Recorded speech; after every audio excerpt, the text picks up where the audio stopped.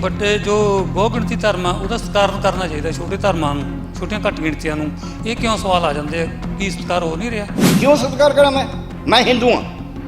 ये कितने लिखा भी मैं जाके उत्थे हनुमान चालीसा पढ़ा जा, मैं उत्थे जाके जरूर मत्था, ये ठीक है, जब मैं उत्थे जावां तो मत्था टेका, मैं नहीं जाता, मेरी मर्जी। ये जिहड़े ये कहंदे हिंदू इकट्ठे ने, तो बीजेपी इकट्ठी नहीं है। बीजेपी की जाए टक्कर आपस में, ये कोई अज दी नहीं है। जिद्दे मदन लाल खुराना ते साहब सिंह सी उद्दे दिल्ली दे विच टक्कर सी। कौन कहंदा भी हिंदू एक ने? कौन है हिंदू? की है डेफिनेशन हिंदू की? ये गलत कहंदे ने सारा कुछ। धर्म आपदा आपदा मन्ने, कोई मन्ने कोई ना मन्ने, कोई नहीं इसनूं बनाया जा सकता। कोई उहनूं मन्ने, कोई हाँ दूजे धर्म की बेइज्जती नहीं करनी, दूजे धर्म के खिलाफ नहीं बोलना। ये मतलब थोड़ा भी वो धर्म नूं तुसीं कहिए भी हाँ हाँ महाराज तुसीं ठीक हो ते मैं गलत हाँ। इन्होंने तो आज़ादी च नौं दी ਉਂਗਲ ਦਾ ਨੌਂ नहीं बढ़ाया, ਉਂਗਲ ਦਾ ਪੋਟੇ ਦੀ ਤਾਂ ਗੱਲ ਹੀ ਛੱਡੋ। ਇਹਨਾਂ ਨੂੰ ਕੀ ਫਰਕ ਪੈਂਦਾ ਜੇ ਦੇਸ਼ ਗੁਲਾਮ ਹੋ ਜਾਏ? ਇਹਨਾਂ ਨੇ ਤਾਂ ਪਹਿਲਾਂ ਗੁਲਾਮ ਕਰਾਇਆ। ਇਹੀ ਲੋਕ ਨੇ ਜਿਨ੍ਹਾਂ ਨੇ ਦੇਸ਼ ਨੂੰ ਗੁਲਾਮ ਕਰਾਇਆ ਸੀ। ਇਹੀ ਲੋਕ ਨੇ ਜਿਹੜੇ ਅੰਗਰੇਜ਼ਾਂ ਦੇ ਪਿੱਛੂ ਰਹੇ।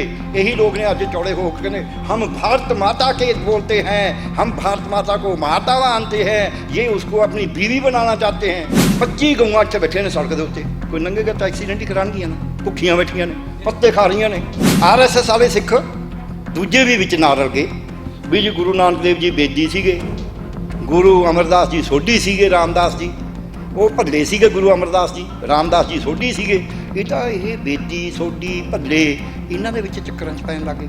ਜਦ ਤੁਸੀਂ ਬੇਦੀ ਸੋਢੀ ਭੱਲੇ ਇਹ ਤਾਂ ਹੁਣ ਇੱਥੇ ਤੱਕ ਕਰਨ ਲੱਗੇ ਜਿਹਦੇ 'ਚ RSS ਸ਼ਾਮਲ ਆ, ਜਿਹਦੇ ਕਈ ਹੋਰ ਵੀ ਸ਼ਾਮਲ ਨੇ। ਵੀ ਸ਼ਹੀਦ ਊਧਮ ਸਿੰਘ ਦਾ ਕੰਬੋਹ ਸੀ ਜੀ, ਤੇ ਉਹਨਾਂ ਨੇ ਤਾਂ ਕੋਈ ਜਾਤ ਧਰਮ ਦੀ ਗੱਲ ਨਹੀਂ ਕਰੀ ਕਦੇ।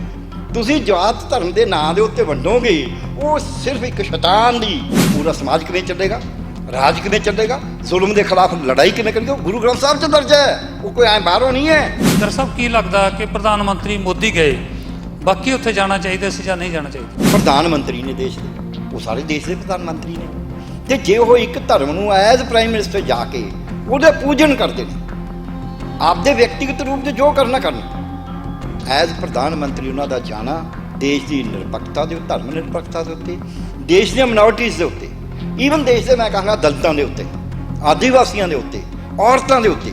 ਤੁਸੀਂ ਕਹੋਗੇ ਔਰਤਾਂ 'ਤੇ ਕਿਵੇਂ ਹਮਲਾ ਹੈ? ਔਰਤਾਂ 'ਤੇ ਇਹ ਹੈ ਵੀ ਹਿੰਦੂ ਧਰਮ ਔਰਤ ਨੂੰ ਨੀਚਾ ਕਹਿੰਦਾ। ਔਰਤ, ਦਲਿਤਾਂ, ਮਿਨੋਰਟੀਜ਼, ਚਾਹੇ ਉਹ ਸਿੱਖ ਨੇ, ਚਾਹੇ ਕ੍ਰਿਸਚੀਅਨ ਨੇ, ਚਾਹੇ ਉਹ ਮੁਸਲਮਾਨ ਨੇ, ਇਹਨਾਂ ਸਾਰਿਆਂ ਨੂੰ, ਉਹ ਯਹੂਦੀ ਨੇ, ਉਹਨਾਂ ਸਾਰਿਆਂ ਨੂੰ ਇਹ ਪਿੱਛੇ ਲਾਉਣ ਦੀ ਗੱਲ ਹੈ, ਥੱਲੇ ਲਾਉਣ ਦੀ ਗੱਲ ਹੈ। ਪ੍ਰਧਾਨ ਮੰਤਰੀ ਨੇ ਕਿਹਾ ਕਿ ਗੁਰੂ ਗੋਬਿੰਦ ਸਿੰਘ ਨੇ ਗੋਬਿੰਦ ਰਮਾਇਣ ਲਿਖੀ ਸੀ, ਉਹ ਸਿੱਖ ਇਤਿਹਾਸ ਦੇ ਵਿੱਚ ਕੋਈ ਇਹੋ ਜਿਹਾ ਵਰਣਨ ਨਹੀਂ ਆਉਂਦਾ। ਉਹਨਾਂ ਨੇ ਤਾਂ ਬੜੀਆਂ ਗੱਲਾਂ ਕਹੀਆਂ ਨੇ ਜਿਹੜੀਆਂ ਟੋਟਲੀ ਗਲਤ ਨੇ, ਜਿਹਦਾ ਹਿਸਾਬ ਹੀ ਕੋਈ ਨਹੀਂ, ਸਭ ਨੂੰ ਪਤਾ ਵੀ ਇਹ ਗਲਤ ਨੇ।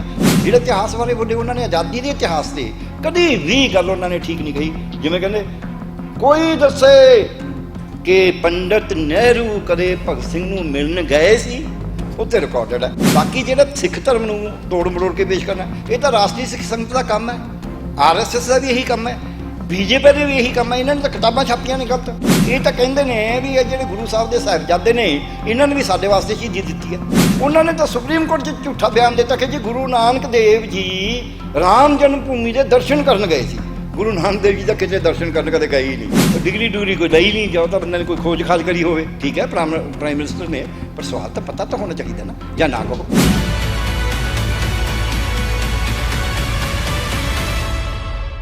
ਰਾਮ ਮੰਦਿਰ ਦੀ ਉਸਾਰੀ ਲਈ ਕੱਲ ਨੀਂਹ ਪੱਥਰ ਰੱਖ ਦਿੱਤਾ ਗਿਆ। ਅਜੇ ਤੱਕ ਭਾਵੇਂ ਕਹਿੰਦੇ ਨਕਸ਼ਾ ਪਾਸ ਨਹੀਂ ਹੋਇਆ, ਮੰਦਿਰ ਬਣ ਲੱਗ ਜਾਏਗਾ, ਬਣ ਵੀ ਜਾਏਗਾ, ਪਰ ਇਹਦੇ ਕਈ ਪੱਖ ਸਾਹਮਣੇ ਆ ਰਹੇ ਨੇ। ਪਹਿਲਾ ਸਵਾਲ ਇਹ ਖੜਾ ਹੋਣ ਲੱਗਿਆ ਕਿ ਕੀ ਪ੍ਰਧਾਨ ਮੰਤਰੀ ਨਰਿੰਦਰ ਮੋਦੀ ਨੂੰ ਉਸ ਉਦਘਾਟਨੀ ਸਮਾਗਮ ਦੇ ਵਿੱਚ, ਜੋ ਨੀਂਹ ਪੱਥਰ ਵਾਲਾ ਸਮਾਗਮ ਸੀ, ਉਹਦੇ ਵਿੱਚ ਜਾਣਾ ਚਾਹੀਦਾ ਸੀ ਜਾਂ ਨਹੀਂ?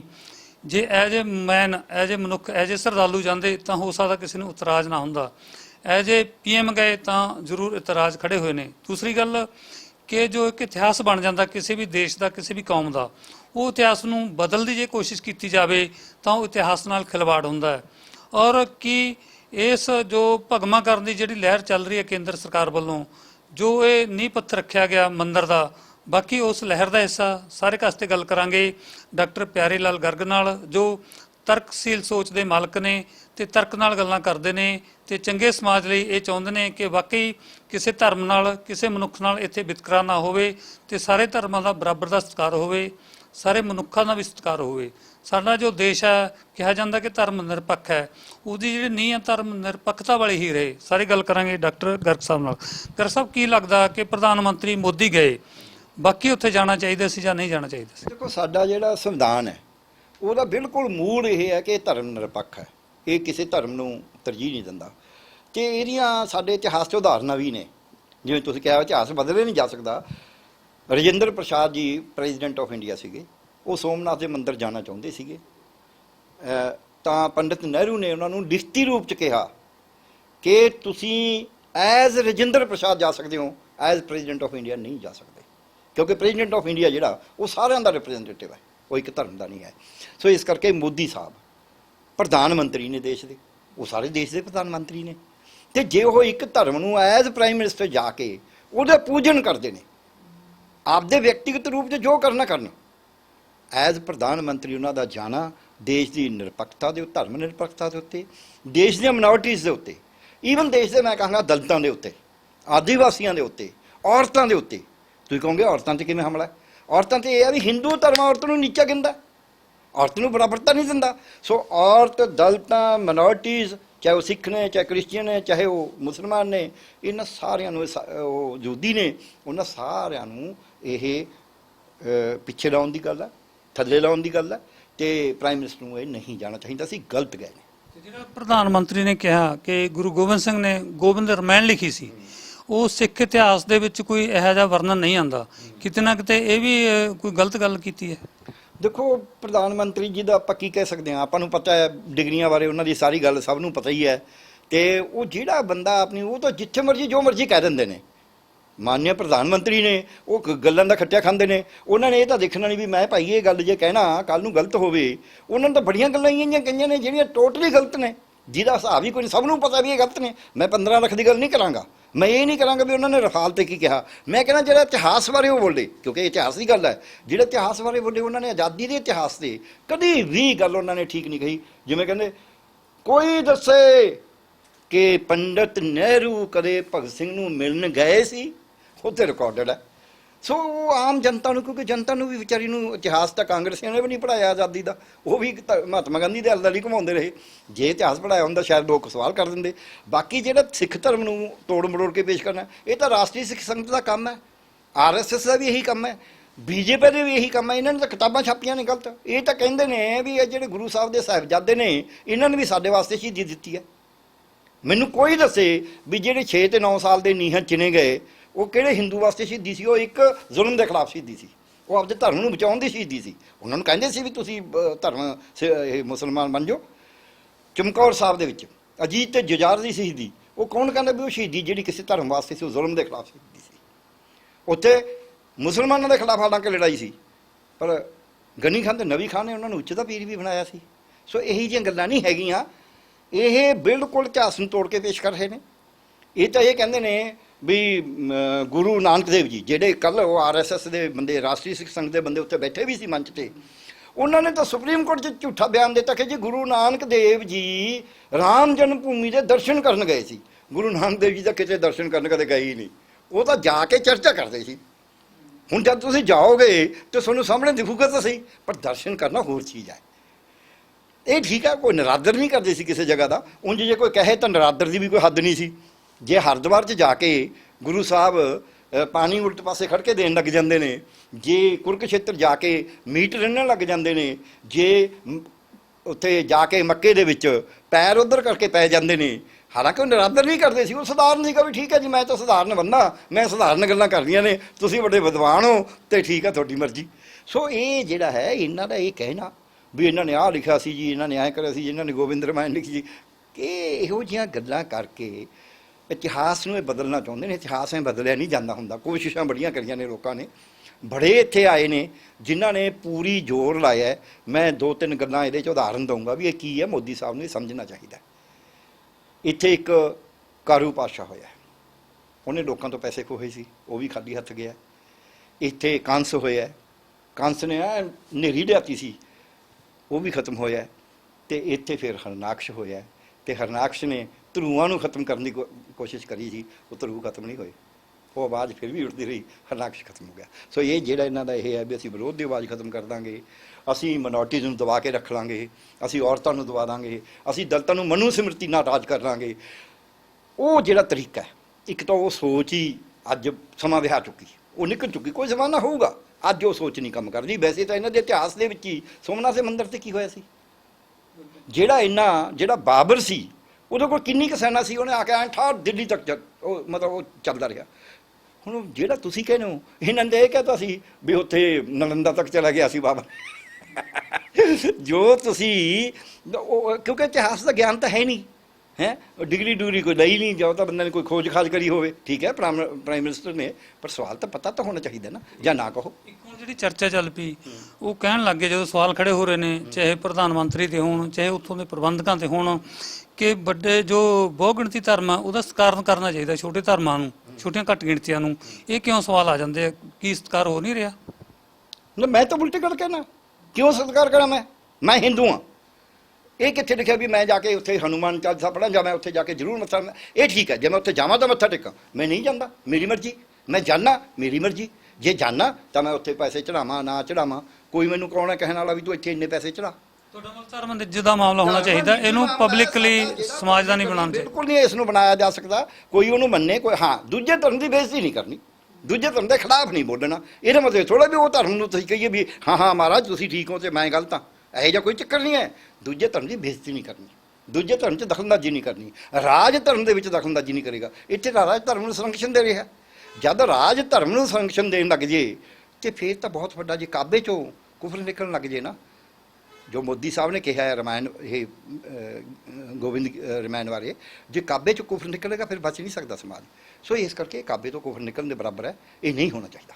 ਇਹਦਾ ਫਿਰ ਕੋਈ ਆਉਣ ਵਾਲੇ ਸਮੇਂ 'ਚ ਨੁਕਸਾਨ ਵੀ ਹੋ ਸਕਦਾ ਬੀਜੇਪੀ ਨੂੰ, ਕਿਉਂਕਿ ਇੱਕ ਧਰਮ ਦਾ ਸਿੱਧਾ ਵੋਟ ਆਸਰਾ ਲਿਆ ਗਿਆ।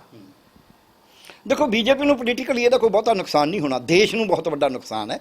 ਅਸਲ 'ਚ ਕੀ ਕਰ ਰਹੇ ਨੇ, ਆਹ ਕੋਵਿਡ ਨੇ ਇਹਨਾਂ ਦੀ ਇਕਨੋਮੀ ਹਿਲਾਤੀ। ਤੁਸੀਂ ਦੇਖੋ 3 ਮਹੀਨਿਆਂ 'ਚ ਇਹਨਾਂ ਕੋਲ ਤਨਖਾਹ ਦੇਣ ਨੂੰ ਪੈਸਾ ਨਹੀਂ ਰਹਿਣਾ। ਆ ਪੰਜਾਬ ਦਾ ਤਾਂ ਪਹਿਲਾਂ ਹੀ ਘੜੋ ਬੰਦੇ ਚੱਕਿਆ ਗਿਆ। ਇਹ ਜਿਹੜਾ ਇਹਨਾਂ ਨੇ ਹਾਲਾਤ ਆ, ਤੇ ਕੋਵਿਡ ਨੂੰ ਇਹਨਾਂ ਨੇ, ਕੋਵਿਡ ਦੇ ਡਰ ਨੂੰ, ਸਹਿਮ ਨੂੰ, ਵਹਿਮ ਨੂੰ, ਭੈ ਨੂੰ ਇੰਨਾ ਪੈਦਾ ਕਰਤਾ ਲੋਕਾਂ 'ਚ ਵੀ ਲੋਕਾਂ ਨੂੰ ਦਵਾ ਦਿਓ, ਫਿਰ ਜੋ ਮਰਜ਼ੀ ਕਰੀ ਜਾਓ, ਵਿਰੋਧੀਆਂ ਨੂੰ ਦਵਾ ਦਿਓ, ਕੇਸ ਬਣਾ ਦਿਓ, ਆਰਡੀਨੈਂਸ ਜਾਰੀ ਕਰ ਦਿਓ, ਆਹ ਰਾਮ ਮੰਦਿਰ ਬਣਾ ਲਓ, ਆਪਦੀਆਂ ਪੋਲੀਟੀਕਲ ਰੈਲੀਆਂ ਕਰ ਲਓ, ਸਾਰੇ ਪੋਲੀਟੀਕਲ ਵਿਰੋਧੀਆਂ ਨੂੰ ਦਬਾ ਕੇ ਰੱਖੋ। ਕਾਂਗਰਸ ਤਾਂ ਜਮਾ ਹੀ ਦਬ ਗਈ, ਕਾਂਗਰਸ ਦਾ ਉਦੋਂ ਵੱਡਾ ਤਿਲਕ ਲਾਉਣ ਲੱਗ ਗਈ ਹੁਣ।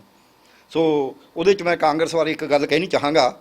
ਮੇਰੇ ਕੋਲ ਇੱਕ ਵਾਰੀ SGPC ਦੇ ਐਕਟਿੰਗ ਪ੍ਰਧਾਨ ਆਏ ਜਦ ਇੱਥੇ ਅੱਤਵਾਦ ਦੀ ਚੱਲਦੀ ਸੀ, ਅਤੇ ਮੈਨੂੰ ਇੱਕ ਦੋਸਤ ਲੈ ਕੇ ਆਇਆ। ਉਹ ਗਾਹਾਂ ਇੱਕ ਅਕਾਲ ਤਖਤ ਦੇ ਜਥੇਦਾਰ ਸਾਹਿਬ ਸੀਗੇ, ਬਹੁਤ ਇੱਜ਼ਤ ਮਾਣ ਵਾਲੇ, ਉਹਨਾਂ ਦਾ ਬੇਟਾ ਸੀ, ਉਹ ਡਾਕਟਰ ਹੈ।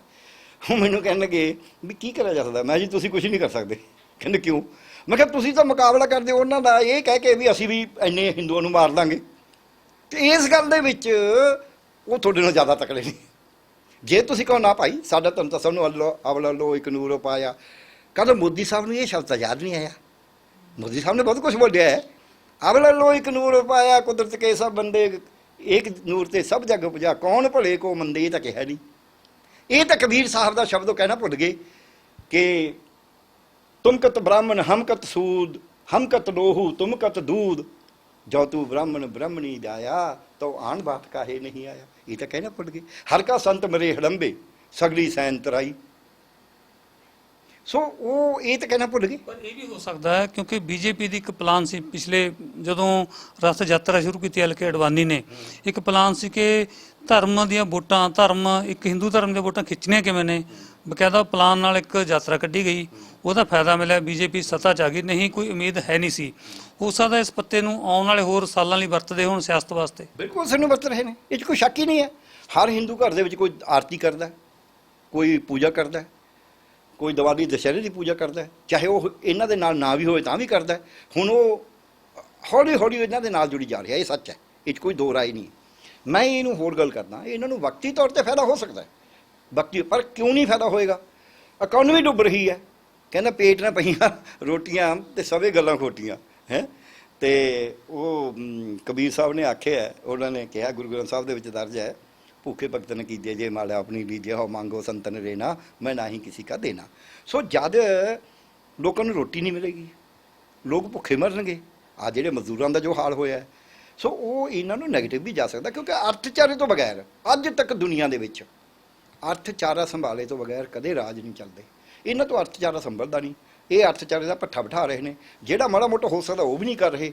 ਅਜੇ ਵੀ ਮੈਂ ਕਹਾਂਗਾ, ਕਹਿੰਦੇ ਸਵੇਰ ਦਾ ਭੁੱਲਿਆ ਜੇ ਸ਼ਾਮ ਨੂੰ ਘਰ ਆ ਜੇ ਤਾਂ ਉਹ ਭੁੱਲਿਆ ਨਹੀਂ ਕਹਾਉਂਦਾ। ਪਰ ਮੈਨੂੰ ਐਂ ਲੱਗਦਾ ਵੀ ਇਹਨਾਂ ਤੋਂ ਕੋਈ ਫੈਸਲੇ ਕਰ ਰਿਹਾ ਵੀ ਦੇਖੀ ਜੋ ਹੁੰਦਾ। ਵੱਢ ਦਿਓ ਸਭ ਕੁਛ, ਚੱਕ ਦਿਓ ਫੱਟੇ। ਕਿਉਂਕਿ ਇਹਨਾਂ ਨੂੰ ਕਿਉਂ ਨਹੀਂ, ਇਹ ਕਿਉਂ ਕਰ ਰਹੇ ਨੇ, ਇਹ ਮੈਂ ਥੋੜ੍ਹੀ ਜਿਹੀ ਦੱਸਣਾ ਚਾਹੁੰਦਾ। ਇਹ ਇਸ ਕਰਕੇ ਕਰ ਰਹੇ ਨੇ, ਇੱਕ ਕਹਾਣੀ ਤੁਸੀਂ ਸੁਣੀ ਹੋਊਗੀ ਵੀ ਇੱਕ ਦੋ ਮਾਵਾਂ ਦਾ ਝਗੜਾ ਪੈ ਗਿਆ ਵੀ ਇਹ ਮੁੰਡਾ ਕਿਹਦਾ ਹੈ। ਅਦਲੀ ਕੋਲ ਗਏ, ਅਦਲੀ ਨੇ ਦੇਖਿਆ ਉਹ ਗਵਾਈਆਂ ਤਾਂ ਬਰਾਬਰ ਦੀਆਂ ਨੇ। ਉਹ ਕਹਿੰਦਾ ਕਰੋ ਆਰੇ ਨਾਲ ਚੀਰ ਦੋ, ਦੋਨੋਂ ਇੱਕ ਇੱਕ ਦੇ ਦਿਓ। ਆਰਾ ਮੰਗਾ ਲਿਆ, ਜਦੋਂ ਜਲਾ ਚੀਰਨ ਲੱਗੇ ਉਹ ਜਿਹੜੀ ਅਸਲੀ ਮਾਂ ਸੀ ਕਹਿੰਦੀ ਇਸ ਨੂੰ ਦੇ ਦਿਓ, ਨਹੀਂ ਚੀਰੋ ਨਾ। ਉਹ ਕਹਿੰਦਾ ਵੀ ਅਸਲੀ ਮਾਂ ਹੈ। ਉਹ ਇਹਨਾਂ ਨੇ ਤਾਂ ਆਜ਼ਾਦੀ 'ਚ ਨਹੁੰ ਦੀ ਉਂਗਲ ਦਾ ਨਹੁੰ ਨਹੀਂ ਬਣਾਇਆ, ਉਂਗਲ ਦਾ ਪੋਟੇ ਦੀ ਤਾਂ ਗੱਲ ਹੀ ਛੱਡੋ। ਇਹਨਾਂ ਨੂੰ ਕੀ ਫਰਕ ਪੈਂਦਾ ਜੇ ਦੇਸ਼ ਗੁਲਾਮ ਹੋ ਜਾਏ। ਇਹਨਾਂ ਨੇ ਤਾਂ ਪਹਿਲਾਂ ਗੁਲਾਮ ਕਰਾਇਆ। ਇਹੀ ਲੋਕ ਨੇ ਜਿਨ੍ਹਾਂ ਨੇ ਦੇਸ਼ ਨੂੰ ਗੁਲਾਮ ਕਰਾਇਆ ਸੀ। ਇਹੀ ਲੋਕ ਨੇ ਜਿਹੜੇ ਅੰਗਰੇਜ਼ਾਂ ਦੇ ਪਿੱਛੂ ਰਹੇ। ਇਹੀ ਲੋਕ ਨੇ ਅੱਜ ਚੌੜੇ ਹੋ ਕੇ ਕਹਿੰਦੇ ਹਮ भारत माता के बोलते हैं, हम भारत माता को माता मानते हैं, ये उसको अपनी बीवी बनाना चाहते हैं। ਮੈਨੂੰ ਤਾਂ ਸਮਝ ਨਹੀਂ ਆਉਂਦੀ ਕੌਣ ਬੀਵੀ ਬਣਾਉਣਾ ਚਾਹੁੰਦਾ, ਕੌਣ ਮਾਤਾ। ਤੁਸੀਂ ਮਾਤਾ ਕਹਿ ਕੇ, ਗਊ ਮਾਤਾ ਕਹਿ ਕੇ, ਇੱਥੇ ਕੱਲ੍ਹ ਮੈਂ ਜਾ ਰਿਹਾ ਸੀ 25 ਗਊਆਂ ਇੱਥੇ ਬੈਠੇ ਨੇ ਸੜਕ ਦੇ ਉੱਤੇ, ਕੋਈ ਲੰਘੇਗਾ ਤਾਂ ਐਕਸੀਡੈਂਟ ਹੀ ਕਰਾਉਣਗੀਆਂ ਨਾ, ਭੁੱਖੀਆਂ ਬੈਠੀਆਂ ਨੇ, ਪੱਤੇ ਖਾ ਰਹੀਆਂ ਨੇ। ਅਮਲਾ ਜੋ ਹੋ ਨਹੀਂ ਰਿਹਾ, ਜੋ ਕਿਹਾ ਜਾ ਰਿਹਾ। ਦੂਸਰੀ ਗੱਲ ਇੱਕ ਇਹ ਸਵਾਲ ਆ ਜਾਂਦਾ ਕਿ ਇਕਬਾਲ ਸਿੰਘ ਹੈ ਜੋ ਸਾਬਕਾ ਜਥੇਦਾਰ ਨੇ ਹਜ਼ੂਰ ਸਾਹਿਬ ਵਾਲੇ, ਉਹਨਾਂ ਨੇ ਲਵ ਕੁਸ਼ ਨਾਲ ਸੰਗਿਆ ਦਿੱਤੀ ਗੁਰੂ ਨਾਨਕ ਦੇਵ ਜੀ ਦੀ, ਗੁਰੂ ਗੋਬਿੰਦ ਸਿੰਘ ਦੀ। ਕਿਤੇ ਨਾ ਕਿਤੇ ਸਿੱਖ ਖੁਦ ਆਪਣੇ ਇਤਿਹਾਸ ਦਾ ਖਿਲਵਾੜ ਕਰ ਰਹੇ ਨੇ। ਨਹੀਂ, ਇਹ ਸਿੱਖ ਜਿਹੜੇ ਬਹੁਤ ਸਾਰੇ ਸਿੱਖ ਪਹਿਲਾਂ ਵੀ ਰਹੇ ਨੇ, ਟੋਡੀ ਸਿੱਖ ਨੇ ਇਹ ਚਾਹੇ ਅਕਾਲ ਤਖਤ ਦੇ ਵੀ ਰਹੇ ਹੋਣ, ਚਾਹੇ ਕਿਸੇ ਦੇ ਵੀ ਜਥੇਦਾਰ ਰਹੇ ਹੋਣ। ਕੋਈ ਜਥੇਦਾਰ ਲੱਗਣ ਨਾਲ ਬੰਦਾ ਜ਼ਰੂਰੀ ਨਹੀਂ ਵੀ ਬਹੁਤ ਵਿਦਵਾਨ ਹੋ ਜਾਂਦਾ ਹੈ। ਹੁਣ ਤਾਂ ਵਿਦਵਾਨ ਲਾਉਣ ਦੀ ਆਦਤ ਵੀ ਨਹੀਂ ਰਹੀ। ਤੇ ਇਹਨਾਂ ਨੂੰ ਨਾ ਸਿੱਖ ਇਤਿਹਾਸ ਪਤਾ ਹੈ। ਇਹ ਝੂਠੀਆਂ ਕਹਾਣੀਆਂ ਜਿਹੜੀਆਂ ਪੜ੍ਹ ਕੇ ਉਹਦੇ ਉੱਤੇ ਬੇਸ ਦੇ ਉੱਤੇ ਕਰਨਾ ਸ਼ੁਰੂ ਕਰ ਦਿੰਦੇ ਨੇ, ਉਹਦੇ ਉੱਤੇ ਪ੍ਰਚਾਰ ਸ਼ੁਰੂ ਕਰਦੇ ਨੇ। ਕਿਉਂਕਿ ਜਿਹੜੀ ਗਹਿਨ ਖੋਜ ਕਰਨੀ ਹੈ, ਜਿੰਨਾ ਮੈਂ ਸਿੱਖ ਇਤਿਹਾਸ ਪੜ੍ਹਨ ਦੀ ਕੋਸ਼ਿਸ਼ ਕਰੀ ਹੈ, ਮੈਨੂੰ ਤਾਂ ਕਿਤੇ ਲੱਭਿਆ ਨਹੀਂ ਇਹੀ ਜਿਹੀਆਂ ਗੱਲਾਂ। ਹੁਣ ਇਹਨਾਂ ਨੇ ਕੀ ਕਰਤਾ, ਇਹਨਾਂ ਨੇ ਤਾਂ ਇਹ ਸ਼ੁਰੂ ਕਰਤਾ, ਇਹ ਜਿਹੜੇ ਸਿੱਖਾਂ ਨੇ, ਇਹ ਜਿਹੜੇ ਆਪਦੇ ਆਪਣੇ ਜਥੇਦਾਰ ਕਹਾਉਂਦੇ ਨੇ ਵੀ ਜੀ RSS ਵਾਲੇ ਸਿੱਖ, ਦੂਜੇ ਵੀ ਵਿੱਚ ਨਾਲ ਰਲ ਗਏ ਵੀ ਜੀ ਗੁਰੂ ਨਾਨਕ ਦੇਵ ਜੀ ਬੇਦੀ ਸੀਗੇ, ਗੁਰੂ ਅਮਰਦਾਸ ਜੀ ਸੋਢੀ ਸੀਗੇ, ਰਾਮਦਾਸ ਜੀ ਉਹ ਭੱਲੇ ਸੀਗੇ, ਗੁਰੂ ਅਮਰਦਾਸ ਜੀ, ਰਾਮਦਾਸ ਜੀ ਸੋਢੀ ਸੀਗੇ। ਇਹ ਤਾਂ ਇਹ ਬੇਦੀ ਸੋਢੀ ਭੱਲੇ ਇਹਨਾਂ ਦੇ ਵਿੱਚ ਚੱਕਰਾਂ 'ਚ ਪੈਣ ਲੱਗੇ। ਜਦ ਤੁਸੀਂ ਬੇਦੀ ਸੋਢੀ ਭੱਲੇ ਇਹ ਤਾਂ ਹੁਣ ਇੱਥੇ ਤੱਕ ਕਰਨ ਲੱਗੇ ਜਿਹਦੇ 'ਚ RS ਸ਼ਾਮਲ ਆ, ਜਿਹਦੇ ਕਈ ਹੋਰ ਵੀ ਸ਼ਾਮਲ ਨੇ ਵੀ ਸ਼ਹੀਦ ਊਧਮ ਸਿੰਘ ਦਾ ਕੰਬੋਹ ਸੀ ਜੀ, ਠੀਕ ਹੈ, ਤੇ ਭਗਤ ਸਿੰਘ ਦਾ ਸੰਧੂ ਜੱਟ ਸੀ ਜੀ। ਸੋ ਜਦ ਤੁਸੀਂ ਲੋਕਾਂ ਨੂੰ, ਉਹਨਾਂ ਨੇ ਤਾਂ ਕੋਈ ਜਾਤ ਧਰਮ ਦੀ ਗੱਲ ਨਹੀਂ ਕਰੀ ਕਦੇ। ਤੁਸੀਂ ਜਾਤ ਧਰਮ ਦੇ ਨਾਂ ਦੇ ਉੱਤੇ ਵੰਡੋਗੇ, ਉਹ ਸਿਰਫ ਇੱਕ ਸ਼ੈਤਾਨ ਦੀ ਜਿਵੇਂ ਨਾ ਸ਼ੈਤਾਨ ਦੇਖ ਕੇ ਹੱਸਦਾ। ਅਸੀਂ ਕਹਾਣੀ ਪੜ੍ਹਦੇ ਸੀ, ਉਹ ਸ਼ੈਤਾਨ ਨੇ ਇੱਕ ਕਿਸਾਨ ਨੂੰ ਦਿੱਤਾ ਕੁਛ, ਉਹ ਫਿਰ ਸ਼ਰਾਬ ਪੀਣ ਲੱਗ ਗਿਆ, ਫਿਰ ਉਹ ਮਸਤ ਹੋਣ ਲੱਗਾ, ਕਹਿੰਦਾ ਤੂੰ ਦੇਖੀ ਸਹੀ ਹੈ ਜੀ, ਫਿਰ ਉਹ ਆਪਸ 'ਚ ਲੜਨ ਲੱਗ ਗਏ। ਜਿਹੜੀ ਬੁਨਿਆਦ ਆ ਸਿੱਖ ਧਰਮ ਦੀ, ਉਹ ਤਾਂ ਹੈ ਜਾਤ ਪਾਤੀ ਸਿਸਟਮ ਤੇ ਪੂਰੀ ਸੱਟ ਮਾਰਨੀ। ਉਹ ਬੁਨਿਆਦ ਨਾਲ ਹੀ ਖਿਲਵਾੜ ਲੱਗੇ ਪਏ ਨੇ ਕਰਨ ਤੁਹਾਡੇ ਮੁਤਾਬਕ। ਬਿਲਕੁਲ ਉਸ ਬੁਨਿਆਦ ਨਾਲ ਜਿਹੜੀ ਵਿਗਿਆਨ ਹੈ, ਨਹੀਂ ਕਦੀ ਐਸੀ ਨਹੀਂ ਵੀ ਜਾਤ ਪਾਤ 'ਤੇ ਸੱਟ ਮਾਰਨੀ। ਜਿਹੜਾ ਗੁਰੂ ਗ੍ਰੰਥ ਸਾਹਿਬ ਹੈ, ਜਿਹੜਾ ਸਿੱਖ ਧਰਮ ਹੈ, ਇਹ ਸਾਰੇ ਧਰਮਾਂ ਤੋਂ ਉੱਪਰ ਮੈਂ ਮੰਨਦਾ। ਕਿਉਂ ਹੈ? ਬਾਕੀ ਧਰਮ ਵਿਅਕਤੀਗਤ ਮੁਕਤੀ ਦੀ ਗੱਲ ਕਰਦੇ ਨੇ, ਇੱਕ ਵੀ ਧਰਮ ਸਮਾਜ ਦੀ ਮੁਕਤੀ ਦੀ ਗੱਲ ਨਹੀਂ ਕਰਦਾ, ਵਿਅਕਤੀਗਤ ਮੁਕਤੀ ਦੀ ਗੱਲ ਕਰਦੇ ਨੇ, ਤਿਆਗ ਦੀ ਗੱਲ ਕਰਦੇ ਨੇ ਆਪਦੇ ਵਾਸਤੇ, ਨਿੱਜ ਵਾਸਤੇ ਤਿਆਗ, ਵੀ ਰੋਟੀ ਨਾ ਖਾਓ। ਸਿੱਖ ਧਰਮ ਕੁਛ ਨਹੀਂ ਕਹਿੰਦਾ। ਸਿੱਖ ਧਰਮ ਕਹਿੰਦਾ ਹੱਸਦਿਆਂ ਖੇਡਦਿਆਂ ਖਾਂਦਿਆਂ ਪੈਂਦਾ ਵਿੱਚੇ ਮੁਕਤ ਪਾਈ। ਪਰ ਉਹ ਕਹਿੰਦਾ ਜੇ ਰਾਜਾ ਜ਼ੁਲਮ ਹੈ, ਰਾਜੇ ਸੀ ਮੁਕੱਦਮ ਕੁੱਤੇ ਜਾਏ ਜਗਾਨ ਬੈਠੇ ਸੁੱਤੇ, ਕਲ ਕਾਤੀ ਰਾਜੇ ਕਸਾਈ ਧਰਮ ਪੰਖ ਕਰੋ ਡਰਿਆ, ਕੂੜਮਾ ਸੱਚ ਤੰਦਰਮਾ ਦਿਸੇ ਨਹੀਂ ਕਹਿ ਚੜਿਆ, ਹੋ ਪੁੱਡ ਨਹੀਂ ਹੋਈ ਅੰਧੇਰੇ ਰਾਹ ਨਾ ਕੋਈ। ਇਹ ਸਿੱਖ ਧਰਮ ਕਹਿੰਦਾ ਇਸ ਜਰ ਕਾਰਨ ਕਣੀ ਬਗੁੱਤੀ ਹੈ, ਜਰ ਕਣੀ ਖਵਾਈ ਪਾਪਾਂ ਬਾਝੋਂ ਹੋਵੇ ਨਾ ਹੀ ਮੋਹਿ ਸਾਸ ਨੇ ਪੈਸਾ ਨਹੀਂ ਇਕੱਠਾ ਕਰਨ ਦੇਣਾ, ਜੇ ਰਤ ਲੱਗੇ ਕੱਪੜੇ ਜਾਮਾ ਹੋਏ ਪ੍ਰੀਤ, ਜੋ ਰਤ ਪੀਵੇ ਮਾਨਸਾ ਤਿਨਕੋ ਨਿਰਮਲ ਕੀਤੇ। ਸਿੱਖ ਧਰਮ ਦੱਸਦਾ। ਸਿੱਖ ਧਰਮ ਦੱਸਦਾ ਵੀ ਗਿਆਨ ਪ੍ਰਾਪਤ ਕਰਨਾ। ਸਿੱਖ ਧਰਮ ਦੱਸਦਾ ਵੀ ਜਾਤ ਪਾਤ ਨੀਚਾ ਅੰਦਰ, ਨੀਚ ਜਾਤ ਨੀਚੀ ਹੋਣ। ਸਿੱਖ ਧਰਮ ਦੱਸਦਾ ਕਿ ਗਿਆਨ ਇੱਦਾਂ ਕਿਤਾਬਾਂ ਪੜ੍ਹਨ ਦਾ ਕੋਈ ਫਾਇਦਾ ਨਹੀਂ, ਪੜ੍ਹ ਗੱਡੀ ਲੱਦੀਏ, ਪੜ੍ਹ ਪੜ੍ਹੀਏ ਸਾਥ ਜਿੱਤੇ ਪੜ੍ਹੀਏ, ਜਿੱਤੇ ਬਰਸ ਬਰਸ ਪੜ੍ਹੀਏ, ਜਿੱਤੇ ਮਾਸ। ਸਿੱਖ ਧਰਮ ਦੱਸਦਾ ਕਿ ਤੁਸੀਂ ਮਨ ਦਾ ਜਿਹੜਾ ਸੂਤਕ ਹੈ ਦਿਖਾਵਾ ਨਹੀਂ ਕਰਨਾ। ਸੂਤਕ ਇਹ ਨਹੀਂ ਹੈ ਵੀ ਇੱਕ ਔਰਤ ਨੂੰ ਕੱਪੜੇ ਆਏ ਨੇ, ਮਹਾਵਾਰੀ ਆਈ ਹੈ, ਇਹ ਸੂਤਕਾ ਜਾਂ ਉਹਦੇ ਬੱਚਾ ਹੋਇਆ ਇਹ ਸੂਤਕਾ ਹੈ। ਸੂਤਕ ਕੀ ਹੈ? ਮਨ ਕਾ ਸੂਤਕ ਲੋਭ ਹੈ, ਜੇਬਾ ਸੂਤਕ ਕੂੜ, ਅੱਖੀਂ ਸੂਤਕ ਵੇਖਣਾ, ਪਰ ਤੇਰਿਆ ਪਾਤਾਂ ਰੂਪ। ਸੋ ਸਿੱਖ ਧਰਮ ਨੇ ਪੂਰਾ ਸਮਾਜ ਕਿਵੇਂ ਚੱਲੇਗਾ, ਰਾਜ ਕਿਵੇਂ ਚੱਲੇਗਾ, ਜ਼ੁਲਮ ਦੇ ਖਿਲਾਫ ਲੜਾਈ ਕਿਵੇਂ ਕਰੀਏ, ਉਹ ਗੁਰੂ ਗ੍ਰੰਥ ਸਾਹਿਬ 'ਚ ਦਰਜ ਹੈ। ਉਹ ਕੋਈ ਐਂ ਬਾਹਰੋਂ ਨਹੀਂ ਹੈ। ਬੇਗਮ ਪੁਰਾ ਸ਼ਹਿਰ ਕੋ ਨਾਓ, ਨਾ ਤੈ ਦੂਖ ਅੰਦੋ ਠੌਰ ਨਾ ਠਾਓ, ਭਾਏ ਕਹੂ ਕੋ ਦੇਤ ਨਹੀਂ, ਨਾ ਭਾਏ ਮਾਨਤਾਨ। ਬੜੀਆਂ ਵੱਡੀਆਂ ਗੱਲਾਂ ਨੇ। ਡਾਕਟਰ ਸਾਹਿਬ ਇੱਕ ਸਵਾਲ ਫਿਰ ਆ ਜਾਂਦਾ ਉਹੀ ਅਯੁੱਧਿਆ ਮਾਮਲੇ ਵਾਲਾ, ਕਿ ਜਿਹੜੀਆਂ ਵਿਰੋਧੀ ਧਿਰਾਂ ਨੇ BJP ਦੀਆਂ, ਚਾਹੇ ਕਾਮਰੇਡ ਹੋਣ, ਚਾਹੇ ਕਾਂਗਰਸ ਹੋਵੇ, ਚਾਹੇ ਹੋਰ ਖੇਤਰੀ ਪਾਰਟੀਆਂ ਹੋਣ, ਉਹਨਾਂ ਨੂੰ ਡਟ ਕੇ ਇਸ ਗੱਲ ਦਾ ਵਿਰੋਧ ਕਰਨਾ ਚਾਹੀਦਾ ਕਿ ਪ੍ਰਧਾਨ ਮੰਤਰੀ ਮੋਦੀ ਨੇ ਜਿਹੜੀ ਗੈਰ ਜ਼ਿੰਮੇਵਾਰਾਨਾ ਹਰਕਤ ਕੀਤੀ ਹੈ, ਉਹਦਾ ਹਰ ਫਰੰਟ ਤੇ ਵਿਰੋਧ ਹੋਣਾ ਚਾਹੀਦਾ। ਬਿਲਕੁਲ ਕਰਨਾ ਚਾਹੀਦਾ ਹੈ। ਜੇ ਹੁਣ ਖੁੰਝ ਗਈਆਂ ਤੇ ਮੌਕੇ ਤੋਂ ਫਿਰ ਮੁੜ ਕੇ ਸ਼ਾਇਦ ਇਹਨਾਂ ਦੇ ਮੌਕਾ ਵੀ ਹੱਥ ਨਾ ਆਵੇ। ਪਰ ਮੈਨੂੰ ਐਂ ਲੱਗਦਾ ਵੀ ਇਹਨਾਂ ਨੂੰ ਕੋਈ ਰਾਸ਼ਟਰਵਾਦ ਜ਼ਿਆਦਾ ਹੀ ਚੜ੍ਹ ਗਿਆ, ਡਰੀ ਜਾਂਦੇ ਨੇ। ਆ ਕੋਵਿਡ 'ਚ ਵੀ, ਪਹਿਲਾਂ ਉਹਨੇ ਪੁਲਵਾਮਾ ਵੇਲੇ ਵੀ, ਚੀਨ ਵੇਲੇ ਵੀ, ਕਿਤੇ ਸਾਨੂੰ ਵੀ ਐਂਟੀ ਨੈਸ਼ਨਲ ਨਾ ਕਹਿ ਦੇਣਾ। ਮੈਂ ਕਹਿੰਦਾ ਕਹਿ ਲਓ ਤੁਸੀਂ, ਜੇ ਤੁਸੀਂ ਮੈਨੂੰ ਧੱਕੇ ਨਾਲ ਹੀ ਕਹਿਣਾ ਹੈ, ਬੱਕਰੀ ਦੀ ਮਾਂ ਕਰ ਖੈਰ ਮੈਨੂੰ ਤੁਹਾਡੇ ਗੱਲ 'ਚ ਫਿਰ ਕਹਿਣੋਂ ਹਟ ਜਾਣਗੇ। ਇਹਨਾਂ ਦਾ ਕੋਈ ਇਹਨਾਂ ਦਾ ਸੰਬੰਧ ਪਾਸੇ ਜਿੰਨੇ ਵੀ ਇਹਨਾਂ ਦੇ ਸਪੀਕਰ ਨੇ ਉਹ ਤਾਂ ਰੋਜ਼ ਬੰਦਿਆਂ ਨੂੰ ਜੋ ਆਪਾਂ ਨੂੰ ਪਤਾ ਹੀ ਹੈ ਜੋ ਕੁਝ ਕਹਿੰਦੇ ਨੇ, ਜੋ ਇਹਨਾਂ ਦੀਆਂ ਸਾਧਵੀਆਂ ਜੋ ਕਹਿੰਦੀਆਂ ਨੇ ਉਹ ਆਪਾਂ ਨੂੰ ਸਭ ਨੂੰ ਪਤਾ ਹੀ ਹੈ। ਜਿਹੜੀ ਇਹਨਾਂ ਦੀ ਆਪਸੀ ਲੜਾਈ ਹੈ ਇਹ ਵੀ ਸਾਨੂੰ ਪਤਾ ਹੀ ਹੈ। ਅਡਵਾਨੀ ਜਿਸ ਨੇ ਰਥ ਚਲਾਇਆ ਸੀ ਕਿਸੇ ਨੇ ਪੁੱਛਿਆ ਉਸ ਨੂੰ? ਮੁਰਲੀ ਮਨੋਹਰ ਜੋਸ਼ੀ ਕਿਸੇ ਨੇ ਪੁੱਛਿਆ ਉਸ ਨੂੰ? ਓਮਾ ਭਾਰਤੀ ਕਿਸੇ ਨੇ ਪੁੱਛਿਆ ਉਸ ਨੂੰ? ਦੱਸ ਦੇਣ ਜੇ ਉਹਨਾਂ ਨੇ ਤਾਂ ਬੜੇ ਅਸਲੀ ਤਾਂ ਮਰਾਲੀ ਹੋਈ ਸੀਗੇ। ਸੋ ਇਸ ਕਰਕੇ ਭੁਲੇਖੇ 'ਚ ਨੇ ਇਹ ਜਿਹੜੇ ਇਹ ਕਹਿੰਦੇ ਹਿੰਦੂ ਇਕੱਠੇ ਨੇ ਤਾਂ ਬੀਜੇਪੀ ਇਕੱਠੀ ਨਹੀਂ ਹੈ। ਬੀਜੇਪੀ ਦੀ ਚਾਹੇ ਟੱਕਰ ਆਪਸ ਵਿੱਚ ਇਹ ਕੋਈ ਅੱਜ ਦੀ ਨਹੀਂ ਹੈ।